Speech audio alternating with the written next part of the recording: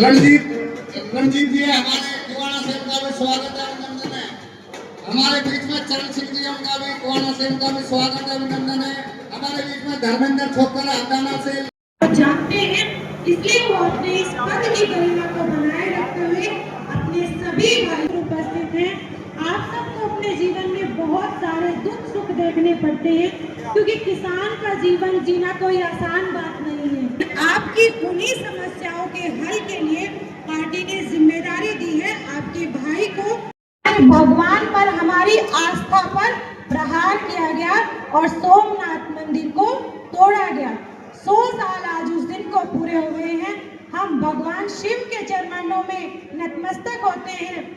हमारे विरोधियों ने चले हुए हैं और हम सब के लिए सब की बात है। छत्तीस बिरादरी यहाँ पर बैठी हुई है, तो सम्मानित साथियों, ये हम सब के लिए माता की माता की। राजेंद्र रावल जी, एक बार जोरदार तालियों के साथ, क्योंकि आज उनका जन्मदिन भी है। अपनी मंडी के आड़ती को, किसान को, मजदूर को, किसी तौले को, किसी को भी कोई दिक्कत है तो राजेंद्र रावल जी, मुझे यकीन ही नहीं पूर्ण विश्वास है कि आप इनकी समस्या को वो समस्या समझकर जो आपने खुद झेली है, आपने खुद देखी है, उन समस्याओं का निराकरण करेंगे और हम सबका सिर गर्व से ऊंचा करेंगे। क्योंकि भारतीय जनता पार्टी जब किसी पर यकीन करती है, विश्वास करती है, तो कर्मठ कार्यकर्ताओं को आगे बढ़ाने का काम करती है। और ये केवल एक पद नहीं है, ये कर्तव्य है, एक ड्यूटी है, एक कर्तव्य है आपका इस समाज के प्रति, किसान के प्रति, मजदूर के प्रति, हर किसी के प्रति आपका एक कर्तव्य है। उस कर्तव्य का निर्वहन आप सच्ची ईमानदारी से करेंगे, ऐसा मुझे ही नहीं, प्रदेश नेतृत्व को भरोसा है। और आज आपके इस जन्मदिन के अवसर पर कितने साल के होगी? 58 साल के होगी। 58 के अंदर, इसके अंदर जो जो व्यवस्थाएं गई है, ये राजेंद्र जी, मैं आपको एक दायित्व भी सौंपता हूं कि यहाँ पर अपने कार्यकर्ताओं के साथ मिलकर सभी किसानों को, गांव की पंचायतों को इस बात की जानकारी जरूर देना कि वीबीजी राम जी और मनरेगा कानून के अंदर कितना फर्क है। क्योंकि कांग्रेस के चाटुकार लोग केवल गरीबों का शोषण करने के अलावा उन्होंने कभी कुछ नहीं किया। ये भारतीय जनता पार्टी ही ऐसी पार्टी है जिन्होंने किसान की, मजदूर की, सबकी बात को ध्यान में रखा के अंदर, और यहाँ पर भारतीय जनता पार्टी का नाम रोशन करेंगे। आप सबका दिल की गहराइयों से बहुत बहुत धन्यवाद। सरपंच विनोद है, हमारे बाबूजी लक्ष्मण शिमला गुजरात से पूर्व सरपंच, पूर्व चेयरमैन के जलपाने से सुरेंद्र जी, पूर्व मार्केट कमेटी के चेयरमैन, और इस कॉल में हमारे इतना मान सम्मान रखे कि तुरंत हमारे लिए उपस्थित रहे और हमेशा आपके बीच में अशोक जलवाना जी, अशोक रावत जलवाना जी चेयरमैन जी को पैसे का नाम मिलाकर हमारा आर्थिक से सहयोग कर रहे हैं। भाई को बहुत बहुत बधाई देता हूँ। स्वागत अभिनंदन करता हूँ। भट्टी साहब ने सारी बातें कह दी, सबका सम्मान कर दिया। भट्टी साहब, आपने मेरा भी काम आसान कर दिया, कुछ बुराई और एक अभिनंदन है। और सम्मानित साथियों, अभी हमारे करते हैं जो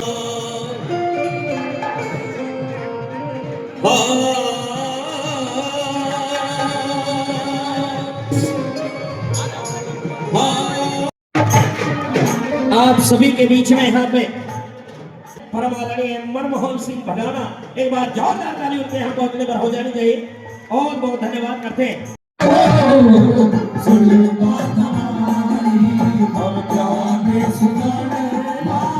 और इतना सरल और सहज मार्केट कमेटी का चेयरमैन हमारे भाई रावल साहब, राजेंद्र रावल जी, और वाइस चेयरमैन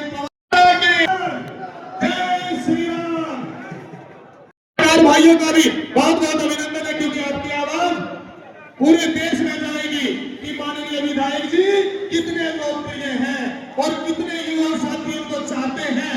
और 36 बिरादरी उनका सम्मान करती है, बड़ी माला पहना करके सम्मानित साथियों, और उनको पगड़ी पहना करके एक minute Rajendra vice chairman police team सम्मानित साथियों से अनुरोध है, क्योंकि विधायक जी हम सब के बीच में आए हैं, हम सब के लिए सम्मान और गर्व की बात है। और पूरी 36 बिरादरी और सभी संगठन, चाहे मंडी एसोसिएशन है, चाहे 36 बिरादरी की जितने भी सभाएं हैं, चाहे संगठन है, चाहे हमारे बार एसोसिएशन के एडवोकेट हैं, आरती है, बिजनेसमैन है, प्रधान है, सरपंच है, नंबरदार है, समाज के प्रमुख लोग यहाँ पर बैठे हुए हैं। जन्मदिन की बधाई दे और पदभार ग्रहण जो आज होने वाला है उसकी भी यहाँ बधाई दे आदरणीय चेयरमैन साहब को, वाइस चेयरमैन साहब को। और सम्मानित साथियों, अभी विधायक जी आपको संबोधित करेंगे। विधायक जी को आप सुनने के लिए, उनसे मिलने के लिए, और सुनाई भी देता है कि विधायक जी की लोकप्रियता इतनी है, युवा साथी भी, बुजुर्ग भी, सरपंच साहब भी हैं, आपका भी बहुत बहुत अभिनंदन है, स्वागत है। और एक बार स्वागत गीत सरदाना साहब, एक बार स्वागत गीत आप बोले सरदाना साहब, सुबह से लगे हुए हैं सरदाना साहब। आइए, बहुत बहुत धन्यवाद आप सभी का करते हैं। एक छोटा सा स्वागत गीत हरियाणा के बब्बर शेर परम आदरणीय मनमोहन सिंह भडाना जी के यहाँ आने पर उनका स्वागत और सम्मान समस्त क्षेत्र की तरफ से यहाँ हो रहा है। चंद शब्दों से साथियों, जो भी आप पे खेतों के रास्ते हैं, 4 क्रम के हैं या 5 क्रम के हैं, भाई राजेंद्र रावल जी के माध्यम से विधायक जी के पास भेजिए। पहले विधायक जी आपके 6 काम कर रहे हैं, और ऐसा लाडला विधायक आपको कैद करने के लिए, आपकी वीडियो बनाने के लिए यहाँ पर आए हैं। आपसे सब प्यार करते हैं। आप और विधायक जी, ये बात नहीं कि ये सब आपसे प्यार करते हैं, आप भी सबसे प्यार करते हो, आप भी सबका सम्मान करते हो। अपने दरबार पर, अपने घर पर आए किसी भी अतिथि का, किसी भी व्यक्ति को आप खाली हाथ नहीं भेजते। चाहे बड़े बाबूजी, बड़े भडाना साहब रहे हैं, चाहे ये भाई छोटा भडाना हमारा, ये आपका छोरा कभी भी कसर नहीं छोड़ेगा। और भाई सम्मानित साथियों, एक बार हाथ उठा करके भाई जिंदगी भर तक, चाहे हमारी ये पीढ़ी अगली पीढ़ी है, मैं कहूँगा विधायक जी, ये 36 बिरादरी आपका साथ नहीं छोड़ेंगे। हाथ उठा करके आप एक बार सबको बता दो कि हम आपके साथ हैं। मैं अनुरोध करूंगा आदरणीय विधायक जी से, भारत माता की।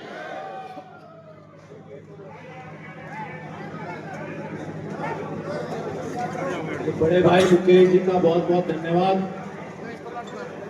तो इतनी बुलंद आवाज है हमारे भाई की, और जो ये बातें रखते हैं सबको मंत्रमुग्ध कर देती है। जोश आ जाता, आया कि नहीं आया जोश सबने? आज के इस पावन अवसर पर मैं बधाई देना चाहता हूं बापोली मार्केट कमेटी के नवनियुक्त चेयरमैन साहब श्री राजेंद्र रावल जी को, और हमारे पवन कुमार जी जो वाइस चेयरमैन नियुक्त हुए आपके बापोली मार्केट कमेटी। आगे ले और साथ ही साथ मेरे भाई निशान छौकर को भी मैं आज बधाई देता हूं। ये भी गन्नौर मार्केट कमेटी के चेयरमैन बने। हाँ, साटू भी है। मुझे बुलाया गया था, भाई का निमंत्रण आया था, लेकिन कुछ राजनीतिक कारण कह लो या कोई और अपना व्यक्तिगत कारण की वजह से मैं नहीं पहुंच पाया। लेकिन आज मुझे खुशी है कि भाई आज हमारे साथ खड़ा है यहाँ पर, और इस मौके पर हमारा सबका सहयोग करने आए। वैसे तो मंच पर बहुत ही सारे लोग हैं, एक बुजुर्ग मेरा बहुत ही सम्माननीय योग्य, और जो मेरे सामने मेरे बैठे हैं मेरे बहुत ही पूजनीय मेरी माताएं हैं, मेरी बहनें हैं। आप सबका भी बहुत बहुत स्वागत एवं अभिनंदन करता हूं। मुझे याद है कोई ज्यादा दिन नहीं हुए चुनाव में, जब मैं बापोली में चुनाव से 2 दिन पहले यहाँ पर एक रैली रखी थी, एक जनसभा जो रखी थी, आपने उसी दिन मोहर लगा दी थी कि भाई समालखा का विधायक इस बार आपका बेटा मनमोहन बनाना होगा। आपकी जिस संख्या में आप लोग आए थे और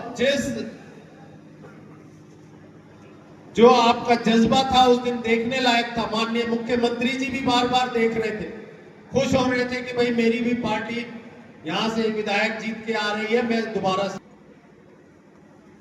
जहां हर किसी को मौका दिया जाता है।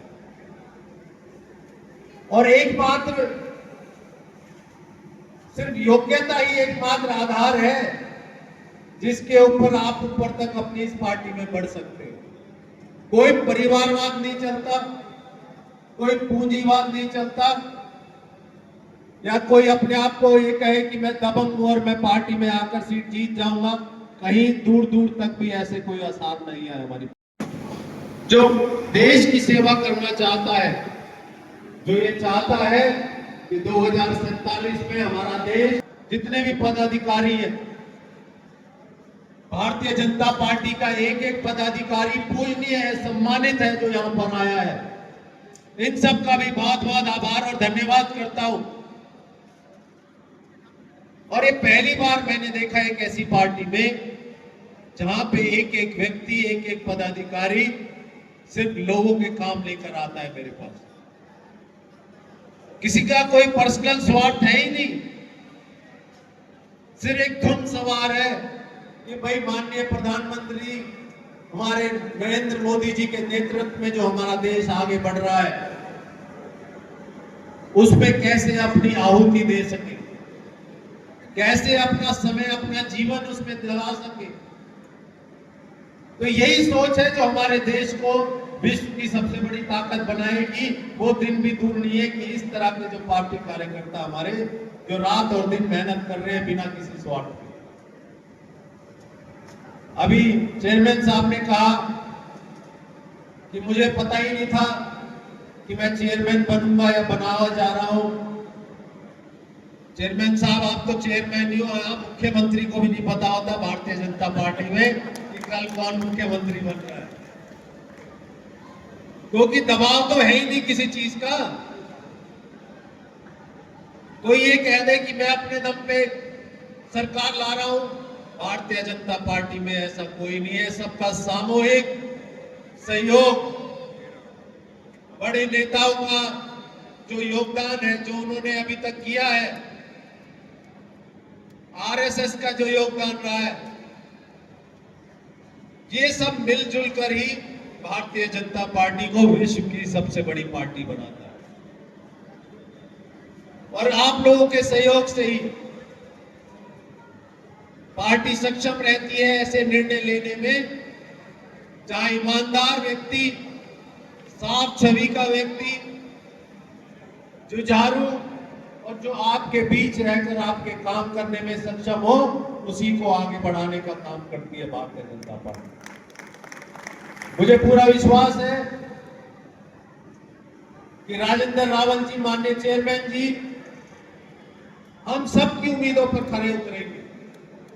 जैसे मेरी सोच रही, जैसे आप लोगों ने मुझे चुना, उसी सोच के साथ मैंने कहा कि भाई इस तरह से जन सेवा अगर करना चाहते हो तो आप आगे आओ, चेयरमैन बनो, और यहाँ की जितनी भी समस्याएं हैं उसमें अपना सहयोग करके, अपना योगदान देके बापोली मार्केट कमेटी को नए आयाम देने का काम करें।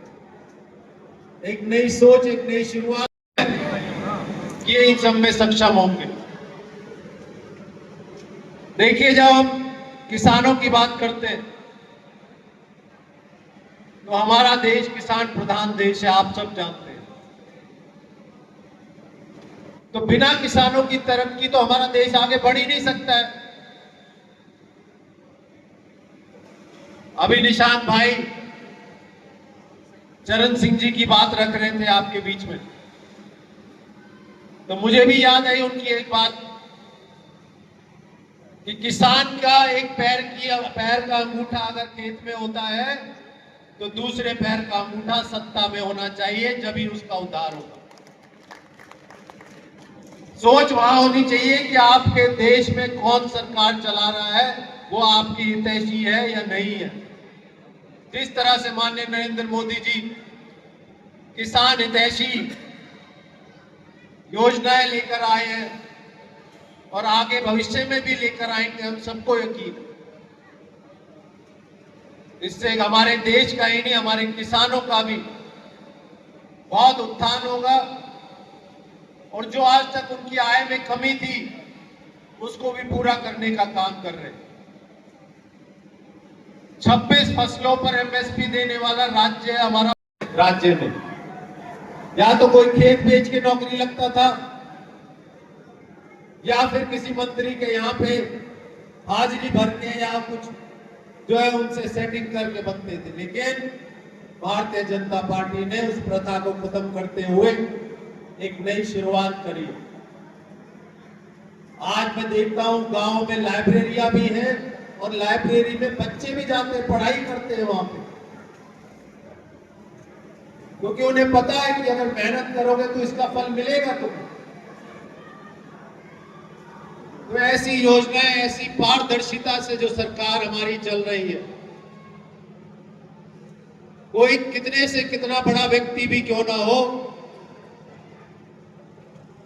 हमारी सरकार किसी के साथ कोई किसी प्रकार का भेदभाव नहीं करती। पुलिस प्रशासन में भी कोई नेता हो, कोई एमएलए हो, कोई मंत्री हो, सब बराबर है। मैं तो खुद कहता हूं, मैं भी एक आम कार्यकर्ता की तरह आपके बीच काम कर रहा हूं। ठीक है, जिम्मेदारी दी है आप लोगों ने मुझे और मुझे उस जिम्मेदारी का पूरा एहसास है।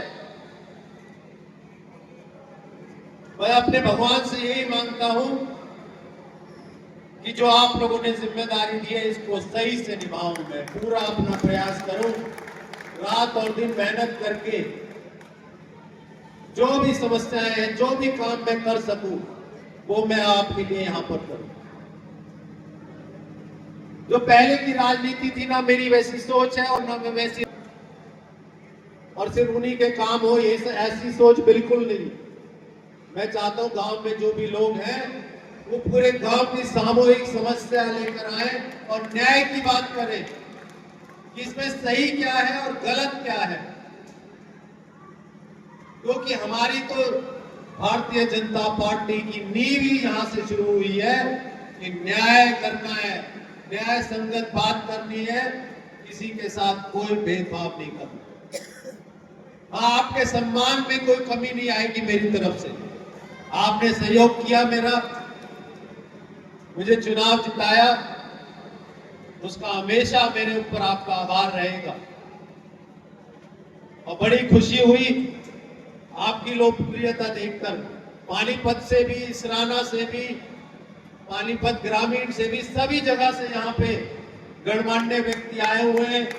इसको भी देखकर मुझे बड़ा अच्छा लगा और यही उम्मीद करते हुए कि इसी तरह से आप जन सेवा करते रहोगे और अपना वर्चस्व अपने हल्के में, अपने समाज में, अपने जो है राज्य में बढ़ाते रहोगे।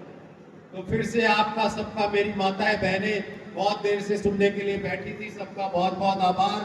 मेरे बुजुर्गों का, मंच पर खड़े बैठे सभी मेरे साथी, सभी का बहुत बहुत आदर और सत्कार करते हुए एक बार मेरे साथ भारत माता का नारा तो बनता है कि नहीं बनता है भाई आज इस विशेष अवसर पे? भारत माता की, भारत माता की, भारत माता की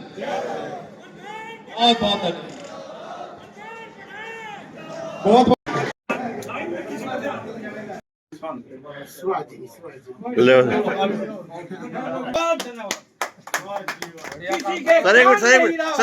किसी के कान में हीरा, किसी के नाक में हीरा। हमारे प्रधानमंत्री खुद है, एक भी आप शहर में जाते हो, हमने खुदा को देखा नहीं, मगर आप हमें खुदा नजर आते हो। नहीं है सर मनमोहन जी नंबर वार बैठते रहेंगे, नंबर दो कुर्सी लगवा देंगे जो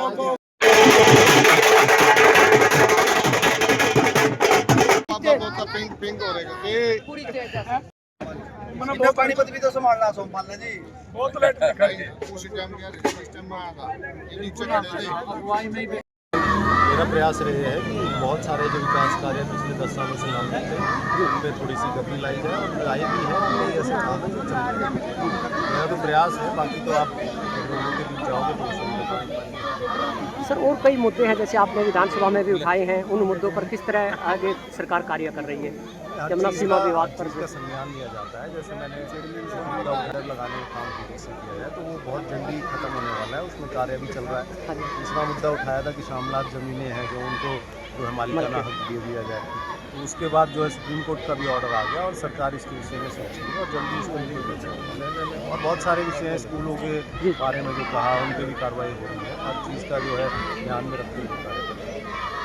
धन्यवाद।